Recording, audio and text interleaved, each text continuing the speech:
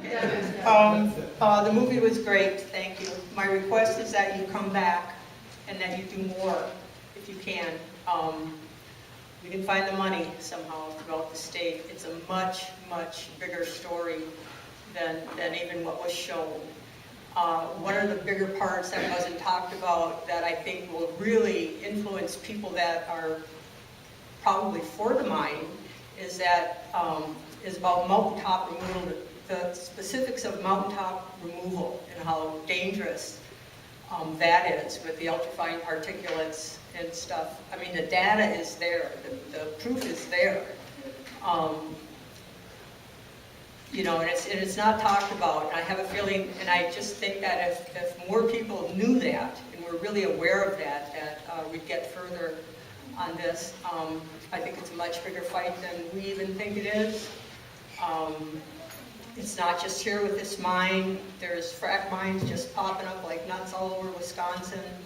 You know, it's a much bigger story. And I have said this before, and I'll say it again. I don't like saying it in public, but I will. There are hundreds of people up here that I believe will die, will give up their lives to stop this mine and to take a stand on it.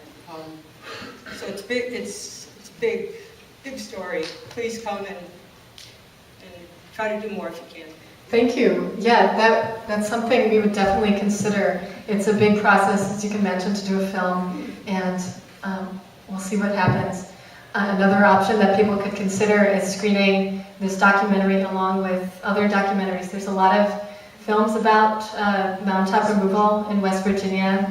One film is The Last Mountain, and actually one of the women in The Last Mountain, her name is Maria Gano, and her mine was below one of Chris Klein's mountaintop removal mines, and she has a very powerful story about the impact that had on her life and her community. Most people in this room did not know where Bristol Bay, some may not know where Bristol Bay is right now. They had never heard of the Pebble Mine 3 years ago when we started having a discussion here in Wisconsin about the Penokee Mine. Most people in Wisconsin didn't know where the Penokees were. I'm sure that Mr. Klein thinks melon is a fruit that you buy at the grocery store.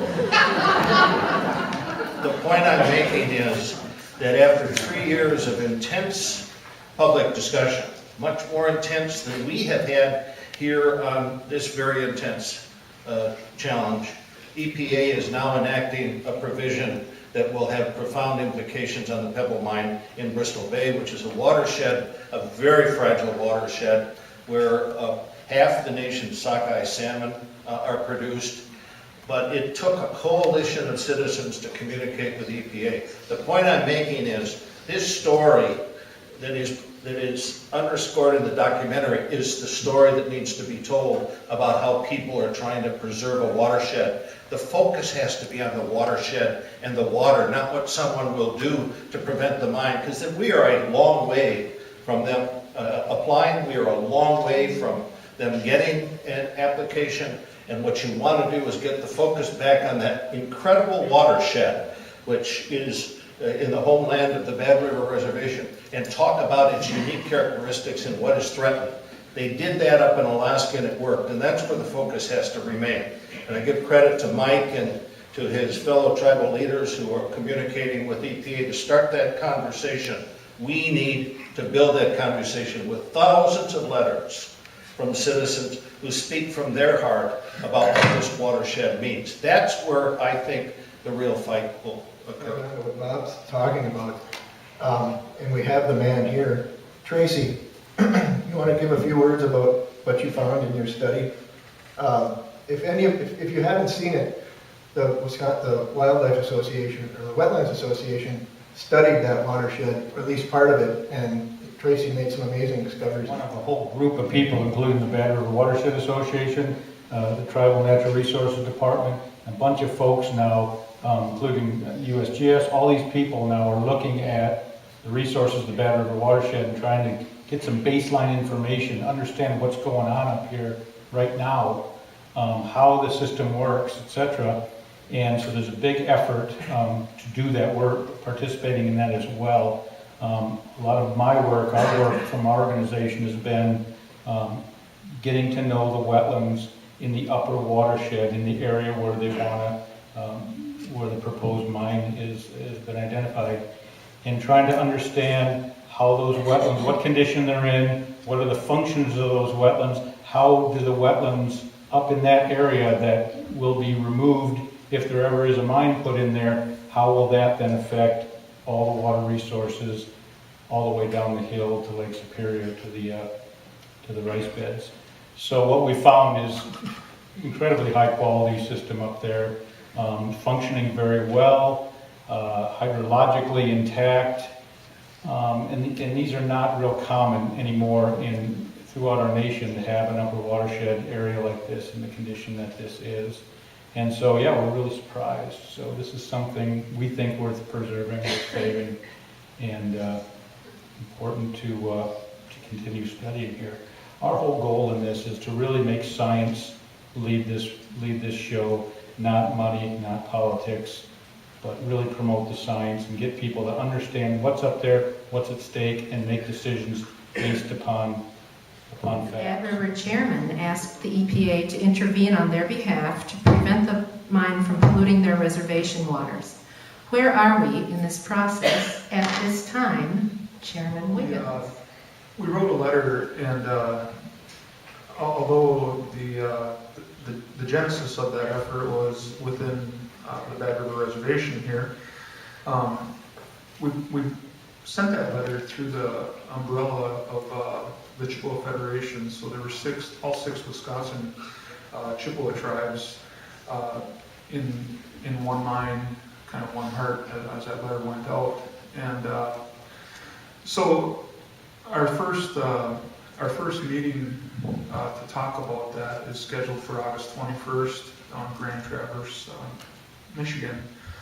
And at that time, we'll begin a dialogue and putting forth our argument for the enaction of that particular clause in the Clean Water Act. The enaction is a really interesting thing in the sense that it's discretionary authority. And when you get to that notion of discretionary authority, it really boils down to if Dr. Susan Hedman, the Region 5 Director, decides that she wants to do that. And our conversations up to this point have been very intense and very driven in regard to the need for her to do that. And I think Bob Seitz and GTAC still denying the physical presence of Grignard asbestos, and as a result denying physical reality when everybody around them understands that it's there, is a glaring example of why we're asking for some objectivity and true regulation and science to descend on the Bad River watershed. So where it's at in the process is it's in its infancy. And there's a letter writing campaign right outside the door right there that's going to be very critical to start the notion of applying pressure to the Region 5 Director. And we'll take that to Dr. Susan Hedman, the Region 5 offices in Chicago, but we'll also take that higher up the chain of command to EPA Administrator Gina McCarthy, Sally Jewell at the Department of the Interior.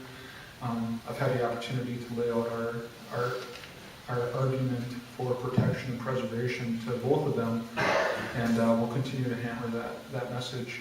And what we're going to need essentially is every one of you as our watershed leaders to take that action and to be that proactive kind of person to get involved in this. And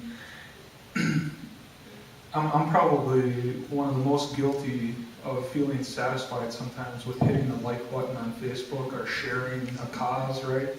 But ultimately, we got to transcend that and really get in the ears and the hearts and the minds of some of these folks that are in positions of power there at the federal level. So I'd like to lay out a couple talking points, but I can do that later, just to give you a quick hit on why a 404C enactment is important for us here in the watershed.